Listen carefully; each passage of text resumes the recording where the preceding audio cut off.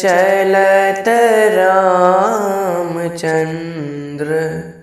बाजत पैजनिया, ठुमक चलत रामचंद्र, बाजत पैजनिया, ठुमक चलत रामचंद्र।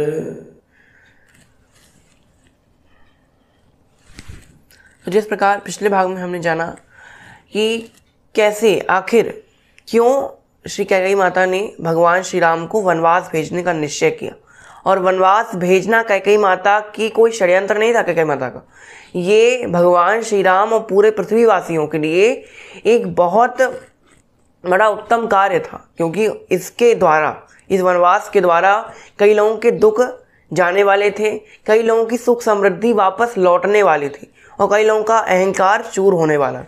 इसलिए इस वनवास का जो उद्देश्य था मुख्य, भरत को राज दिलाना या मंथरा का षड्यंत्र रचने को सफल करना नहीं था। इस वनवास का मुख्य उद्देश्य था बड़े बड़े राक्षसों का भगवान श्री राम द्वारा अंत करवाना।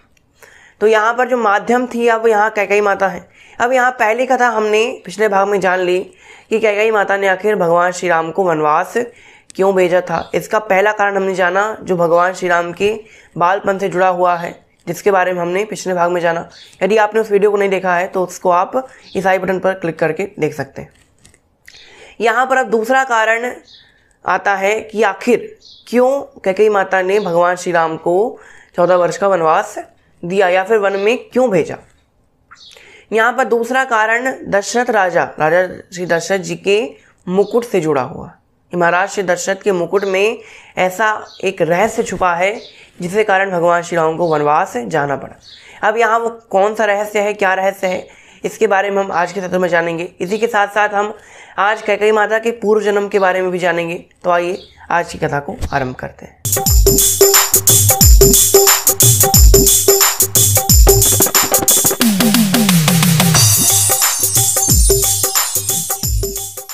तो जैसा कि हमने कहा कि ये जो दूसरा कारण है भगवान श्री राम के वनवास को जाने का दूसरा कारण, वो महाराज श्री दशरथ जी के मुकुट से जुड़ा हुआ है। अब यहाँ क्या वो रहस्य है, आइए जानते हैं। देखिए, एक बार की बात है, कैकेयी माता और दशरथ जी कहीं पर घूमने के लिए गए थे, कहीं विचरण कर रहे थे। यहाँ घूमते घूमते अपने राज्य को वापस आ रहे थे, घूम चुके हैं, घूमने के बाद अब अपने राज्य में वापस आ रहे थे। यहाँ पर बीच मार्ग में उन्हें कौन मिल जाता है, बाली। बाली कौन, सुग्रीव का भाई। यहाँ पर बाली उनको बीच मार्ग में मिल जाते हैं। अब यहाँ पर दशरथ जी और कैकेयी माता अकेले थे, ना उनके साथ कोई सेना थी, ना कोई दूत था, ना कोई प्रजा थी, बस वो दोनों अकेले थे। यहाँ पर दशरथ जी बड़े ही शान से आगे बढ़ रहे थे अपने रथ में बैठे हुए, सामने से बाली आ जाते हैं। अब जैसे कि हम जानते हैं कि जो बाली थे, सहस्त्रबाहु और रावण, ये कुछ ऐसे 3-4 लोग थे त्रेता युग के जो बहुत अहंकारी थे, अपने ऊपर बहुत इनको अहंकार था, बहुत घमंड था। उनमें से एक बाली भी थे। यहाँ बाली मिल जाता है दशरथ जी को बीच मार्ग में। अब यहाँ पर जो बाली हैं वो दशरथ जी को युद्ध की चुनौती देते हैं। कहते हैं कि दशरथ, अगर तुम पृथ्वी के राजा बने फिरते हो, अगर तुम्हारे अंदर सच में ऐसी कोई काबिलियत है, तुम्हारे अंदर ऐसा कोई बल है जिसके कारण तुमको देवासुर संग्रामों में बुलाया जाता है, तुम पृथ्वी के राजा हो, तो आओ मुझसे युद्ध करो। तब यहाँ पर दशरथ जी कहते हैं, देखो अभी हम अपनी पत्नी के साथ हैं और हमने कोई अस्त्र शस्त्र भी नहीं लिया हुआ है, इसलिए हम चाहते हैं कि ये मामला अगर शांति से ही सुलझ जाए तो ज़्यादा अच्छा है। तो यहाँ पर बाली ने कहा कि देखो, अब तुम मेरी बात मान नहीं रहे हो, तो अब मैं जो कहूँगा वो तुमको मानना पड़ेगा, क्योंकि तुमने मेरी पहली बात काट दी, अब दूसरी बात तुमको माननी ही पड़ेगी। दशरथ जी कहते हैं, बताओ कौन सी बात है। तब हमें बाली कहते हैं कि देखो, जैसा कि मैंने कहा था कि युद्ध करो, तुमने युद्ध नहीं किया। अगर तुम मुझसे युद्ध करते तो हो सकता था कि मैं तुम्हारा राज्य तुमसे छीन लेता। वो युद्ध करते, राजा को हरा देते, तो राजा का राज्य उस व्यक्ति का हो जाता जो राजा को हराया। यहाँ पे बाली ने कहा कि अब तुम मुझे अपना इस राज मुकुट दे दो, अपना ये जो राज मुकुट तुमने अपने शीश पर धारण किया हुआ है वो तुम मुझे दे दो, या फिर मुझसे युद्ध करो, या फिर मुझे ये मुकुट दे दो, या फिर अपनी ये जो पत्नी तुम साथ में लिए हो वो मुझे दे दो। अब यहाँ पर दशरथ जी बड़े विडम्बना में कि मुकुट दूँ, कि पत्नी को दूँ, कि राज की युद्ध करूँ। तो दशरथ जी ने कहा कि देखो ना, मुझे अब युद्ध करने का मन है और ये मेरी सबसे प्रिय पत्नी है, इसलिए मैं इसको तो तुमको कदे नहीं दे सकता। अगर तुमको चाहिए तो मैं ये राज मुकुट जो मैंने पहना हुआ है वो मैं तुमको दे देता हूँ। और राज मुकुट देने का क्या अर्थ हुआ, एक तरह से पूरा राज्य ही आपने उसको अपना दे दिया। यानी बाली जो था, दशरथ जी के राज्य करते दशरथ जी, लेकिन अयोध्या का जो राजा था एक तरह से मान लें कानूनी रूप से या एक तरह से तो बाली ही था, क्योंकि जो मुकुट था वो दशरथ जी को बाली ने पहना हुआ। फिर दशरथ जी ने सेम टू सेम हूबहू वैसा ही मुकुट बनवाया था और खुद धारण करते थे। जो असली मुकुट था वो था बाली के पास और जो नकली मुकुट था वो दशरथ जी के पास था। यहाँ पर कैकेयी माता ने ऐसा विचार किया कि बाली ने इनसे छल से, यानी हमारे पति दशरथ जी से छल से ये मुकुट प्राप्त किया है, और ये जो रावण है, बाली हैं, सहस्त्रबाहु हैं, ये सारे लोग जो हैं वो आतंक मचा रहे हैं, इस पूरी विश्व पर कब्जा जमाए हुए हैं। और जब तक ये लोग कब्जा जमाए हुए हैं तब तक हमारे जो पति हैं उनको शांति नहीं मिलेगी। अगर दशरथ जी का अंत हो जाता है तो उन्हें स्वर्ग की प्राप्ति नहीं होगी, उनको नरक में डाल दिया जाएगा, क्योंकि जिस राजा के राज्य में प्रजा दुखी होगी उसको नरक में जाना पड़ेगा। तो यहाँ पर कैकेयी माता ने ऐसा विचार किया कि हमारे पति को नरक ना मिले, इसलिए ये जो बाली हैं, रावण हैं, इन सबका पहले अंत हो जाए और राम का जब राज्याभिषेक हो तब उसको असली मुकुट पहनाया जाए, ना कि कोई नकली बनवाया हुआ मुकुट। तो कैकेयी माता ने ऐसा विचार किया, दशरथ जी से कहा भी था, कहीं कहीं ऐसी कथा में लिखा हुआ तो हमने कहीं नहीं सुना है, लेकिन जनश्रुति से सुना है। जनश्रुति यानी लोगों की बातें जो चलती रहती हैं, उनमें से सुना गया है कि कैकेयी माता ने दशरथ जी के कान में ये भी कहा था कि अगर राम को राजा बना रहे हो तो क्या नकली मुकुट पहना दोगे? राम को जाने दो वनवास, वनवास जाएगा, आपके सारे शत्रुओं का अंत करेगा और असली मुकुट बाली के पास से लेकर आएगा और उसको पहनकर राम असली राजा बनेंगे। ऐसा कैकेयी माता ने दशरथ जी से कहा था।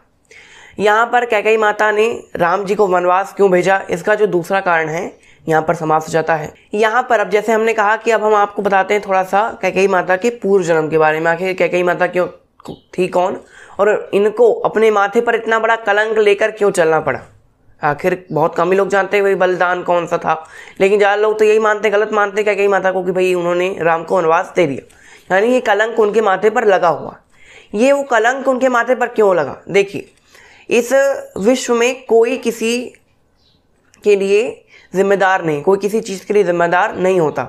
यानी आप खुद, अगर आपके साथ कुछ हो रहा है, अभी अगर कुछ बुरा हुआ या कुछ अच्छा हुआ, तो आप खुद उसके लिए जिम्मेदार है, ना कि कोई सामने वाला या कोई दूसरा जिम्मेदार नहीं है। अगर आपसे बुरा हो रहा है तो आपने पहले कुछ किसी का बुरा किया होगा, इसलिए आपके साथ ऐसा हो रहा है। अगर आपने पहले किसी के साथ कुछ अच्छा की, कुछ भलाई की है तो आपके साथ आगे चल के अच्छा होगा ही, भले इस जन्म में नहीं होगा, अगले जन्म में अवश्य होगा। यहाँ पर कैकेयी माता के साथ भी कुछ ऐसा हुआ। कैकेयी माता को जो कलंक लेकर चलना पड़ा, इसका हम किसी पर दोष नहीं दे सकते कि मंथरा इसकी दोषी है या दशरथ जी इसके दोषी हैं या राम जी दोषी हैं। हम किसी को दोष नहीं दे सकते, क्योंकि कैकेयी माता के ही कुछ कर्म ऐसे थे जिसके कारण उनको इस कलंक का भागी बनना पड़ा। अब यहाँ कौन सा कर्म था? एक बार की बात है, कुछ लोग कहते हैं कि उनके पूर्व जन्म की बात है, कुछ लोग कहते हैं कि इसी जन्म के बचपन की बात है। तो यहाँ पर हम पूर्व जन्म की बात लेकर चलते हैं। पूर्व जन्म में कैकेयी माता एक स्त्री ही थी, पिछले जन्म में भी वो एक स्त्री थी और इस जन्म में भी वो स्त्री ही बनी। तो पिछले जन्म में जब वो स्त्री थी तब वो जब थोड़ी बड़ी हुई, लगभग 14-15 साल की, तब उनके अंदर बड़ी ही बालपन था। बहुत नटखट थी, बहुत हंसी मजाक करती थी। कभी कोई ऋषि अगर वन में है तो उनको परेशान करती, कभी किसी के साथ कुछ हंसी ठिठोली करती, किसी का मजाक उड़ा देती। उनको कुछ ज्ञान नहीं था बहुत ज़्यादा, तो सबके साथ वो मजाक किया करती थी। अब यहाँ पर खेलते खेलते एक दिन वो पहुँच जाती जंगल में। यहाँ जंगल में एक ऋषि महात्मा जो हैं वो बैठे हुए थे, तपस्या कर रहे थे। यहाँ जो महात्मा ऋषि थे वो बहुत ज़्यादा बूढ़े नहीं थे, उनकी जो दाढ़ी और बाल थे वो अभी काले थे। यहाँ पर कैकेयी माता खेलते खेलते पहुँच जाती हैं उन्हीं के पास। यहाँ पर अब देखती हैं ऋषि को। यहाँ पर जैसे ऋषि को देखा वैसे उनके मन में बालपन आ गया, यानी खेलने का मन चला, चंचलता आ गई। यहाँ पर उनका मन हुआ कि देखो, ऋषि जी के जो बाल हैं वो भी काले हैं, दाढ़ी भी काली है, उनकी मूंछ भी काली है, आंखों की पलकें भी काली हैं, आंखों की पुतलियां वो भी काली हैं, लेकिन इनका जो चेहरा है ना, चेहरे की जो चमड़ी है वो इनके बालों के साथ मैच नहीं कर रही। अभी जो आजकल भी ना मैचिंग का ज़माना चलता है कि भाई साड़ी मैचिंग, तो उसके साथ गहने भी मैचिंग चलते रहते हैं। तो उसी के साथ कैकेयी माता ने विचार किया कि ऋषि के जो बाल हैं वो तो काले हैं, लेकिन उनका चेहरा उनके बाल से मैच नहीं कर रहा। यहाँ पर कैकेयी माता सोचती हैं इनके चेहरे पर चलो कालिक पोत दी जाती, कालिक पोत देंगे, कालिक लगा देंगे तो उनका चेहरा भी उनके बालों के साथ मैच करे। कैकेयी माता ने ली कालिक अपने हाथों में मली और ऋषि जी के चेहरे पर लगा दी। यहाँ पर जो ऋषि जी थे, जैसे ही अब कि कोई आपको ऐसे स्पर्श करेगा आप सोते सोते तो आप कभी कभी कोई जग जाएगा, यहाँ पर वो जग गए और जागे तो क्या देखते हैं कि ये लड़की क्या कर रही है। हाथ देखे तो लड़की के हाथ काले थे। ऋषि समझ के कुछ तो गड़बड़ है। यहाँ पर वो ऋषि जो थे वो अपने चेहरे को जाकर देखते हैं कुएं में, वहीं पास में कुआं था। कुएं में क्या देखते हैं कि उनके चेहरे पर कालिक लगी हुई है, कलंक लगा हुआ है, कालिक है। तब यहाँ पर ऋषि कहते हैं कि तूने ऐसे मेरे मुख पर कालिक लगाई है, ये कालिक तो अभी पानी से धोऊंगा तो धुल जाएगी, लेकिन तेरे ऊपर मैं ऐसा श्राप देता हूँ कि ऐसा कलंक लगेगा ना कि जन्मों जन्मों तक, युगों युगों तक कभी नहीं धुल सकता। एक प्रश्न किया था किसने? यक्षराज ने। किससे? युधिष्ठिर से। ये ऐसा कौन सा काजल से भी काला क्या है? काजल से भी काला क्या है? तब यहाँ युधिष्ठिर ने कहा था काजल से भी काला है कलंक। अगर कलंक आपके ऊपर लग गया तो फिर उसको जितना धोगे हो सकता है वो मिट जाए, लेकिन आपको हमेशा उसका सामना करना पड़ेगा। तो कैकेयी माता ने भी पहले कोई ऐसा कार्य किया था, इसलिए उनको ऐसा कलंक झेलना पड़ा, ऐसी हमें कथा प्राप्त होती है। तो यहाँ पर हमने यहाँ 2 कथाएं जानी कि कैसे कैकेयी माता राम जी को क्यों वनवास भेजा और कैकेयी माता के ऊपर इतना बड़ा कलंक क्यों लगा। यहाँ पर अब अगले सत्र में हम दोबारा रामायण में प्रवेश करेंगे, यानी अब तो थोड़ी रामायण से बाहर की कथाएं चल रही थी 1-2 दिन, लेकिन अब हम दोबारा रामायण में प्रवेश करेंगे। अब यहाँ पर दशरथ कैकेयी संवाद, कैकेयी सुमंत्र संवाद, इन सारे संवादों में हम प्रवेश करेंगे अगले सत्रों में। तो आज की कथा को हम यहीं विराम देते हैं। आज के लिए बस इतना ही। आपका बहुत बहुत धन्यवाद। घर पर रहिए, सेफ रहिए, मुस्कुराते रहिए। जय श्री राम।